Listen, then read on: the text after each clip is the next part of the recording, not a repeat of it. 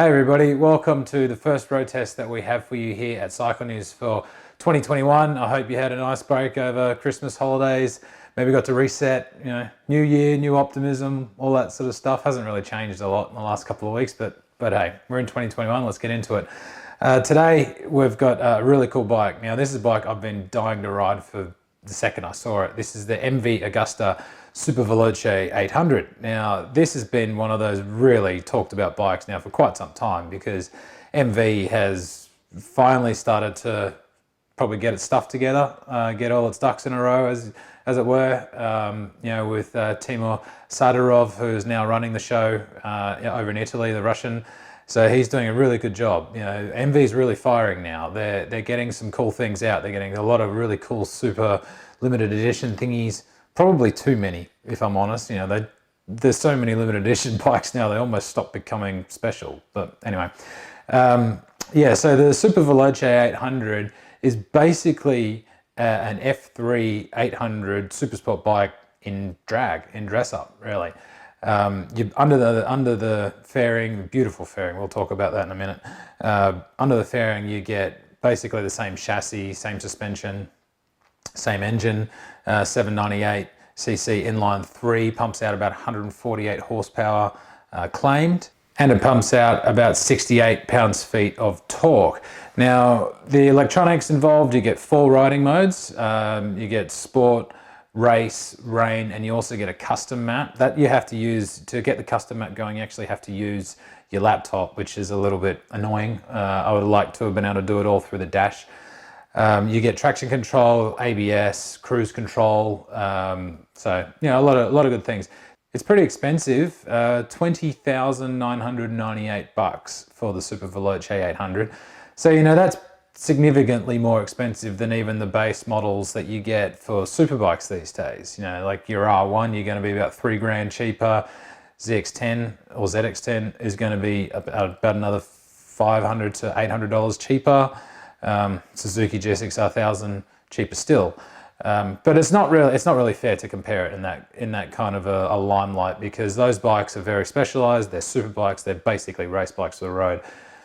Dare I say it, the Superveloce is a little bit of a fashion accessory. If you're going to go for an MV Agusta and you want straight performance, you're going to go and pick up the F3 800 that it's based off. Coincidentally, it's actually about 20% more expensive to buy the Superveloce. So you're kind of paying a lot for the looks, the styling.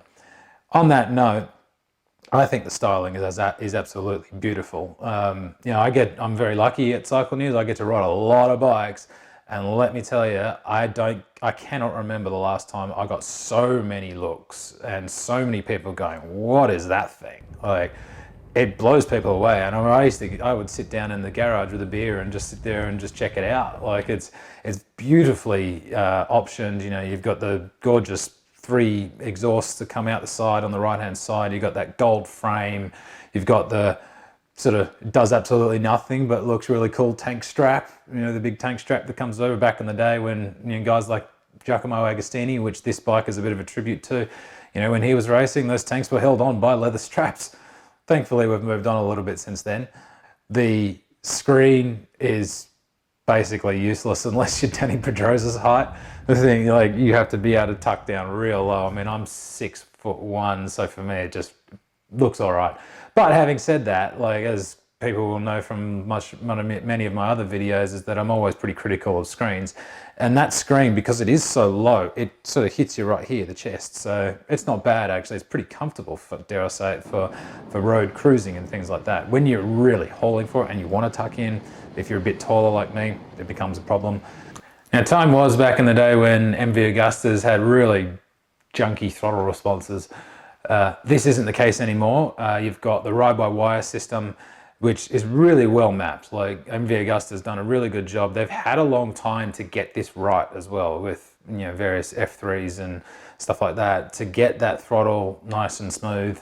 You combine that with the counter rotating crank, and you can really get on that gas hard, and the thing kind of plants itself in a little bit better than even some of the other bikes that I've ridden that are a bit more sporty. The thing sort of digs in and drives really nicely. What you don't get is an IMU. You don't get IMU fettered electronics with this. So no IMU traction control. You do get traction control, but it's the old style. It's not lean angle sensitive. You don't get cornering ABS, any of that sort of stuff, which is now sort of commonplace with super bikes, especially bikes that are up around the $20,000 mark. You know, they are all kind of coming out with IMUs. That's a bit of a bummer, I think, because I would love to see that. Part of another thing I'm not a big fan of is the ABS, and the way the actual braking power you get out of the bike is very good, but the ABS kicks in really early. If you give it a nice big squeeze, the ABS does start pulsating quite a fair bit. You do have a race mode, which gives you a little bit more leeway as well, but at level 1 on your road setting, like give that thing a big handful and the thing starts pulsating pretty quickly. So that's not a great thing. A black mark especially has got to be given to the rear brake on the Superveloce. It's basically useless. The master cylinder is mounted just above the catalytic converter on the right hand side of the motor, which is the hottest part of the motorcycle.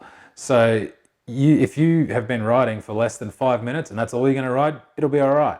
Anything after 5 minutes, basically it starts to boil the fluid. It feels like that anyway. And so the result is, as you go to hit that rear brake lever, nothing happens. Like, you might get a little bit of a meek attempt at slowing the rear wheel, but it doesn't actually do anything. So that's, for 20 grand bike, or 21 grand basically, it needs to be better than that. At least in my opinion, it does. I absolutely love that 3-cylinder engine. There is so much torque. As I said before, with the throttle mapping, it's really nice, but it's a really fun motor. They've got a quick shifter. You have a quick shifter that goes up and down as standard fitment, so that makes it a real joy to just go snicking through the gears. But there's so much torque in that 3-cylinder motor that you don't actually have to go bashing through gears that much, really. The auto blip on the downshift is really nicely done, so your revs match pretty well, especially when you get pretty aggressive and you really start throwing the thing into corners. But yeah, there's so much torque and there's such a great sound out of that motor. It's just beautiful.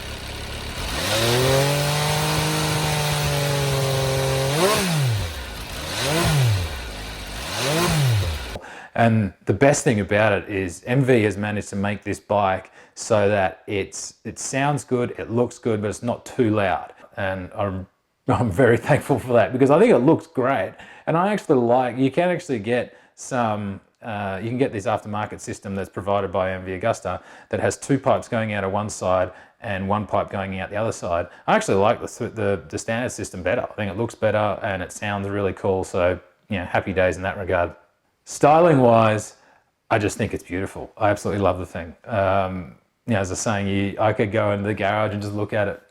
Gold wheels, gold frame, you know, silver paint down the side and red in the tank, you know, typical classic MV Agusta colors. The styling department did real good with this one.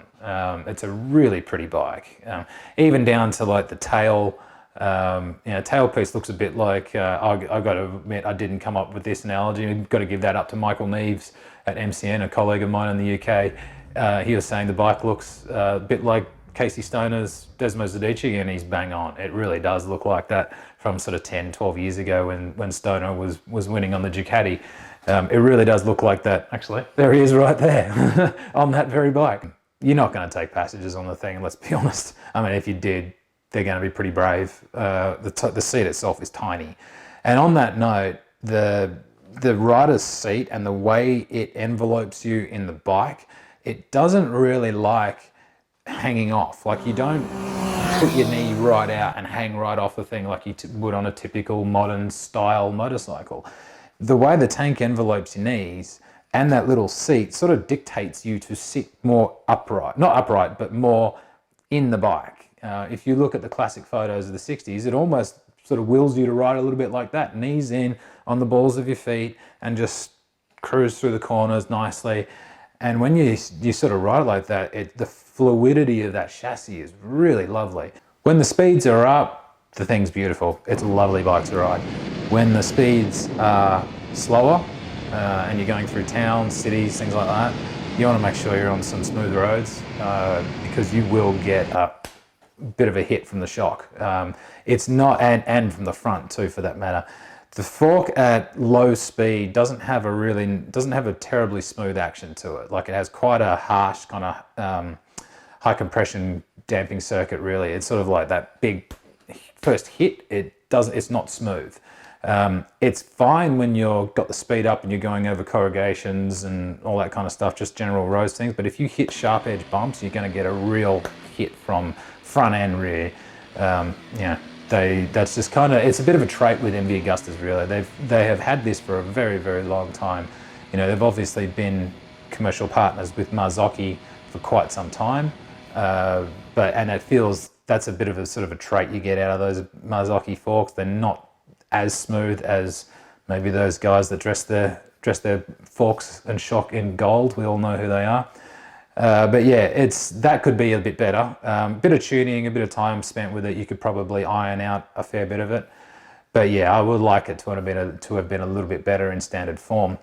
But 148 horsepower, and also we did weigh this bike. We weighed it at 458.2 pounds with a full tank of 4.36 gallons of gas.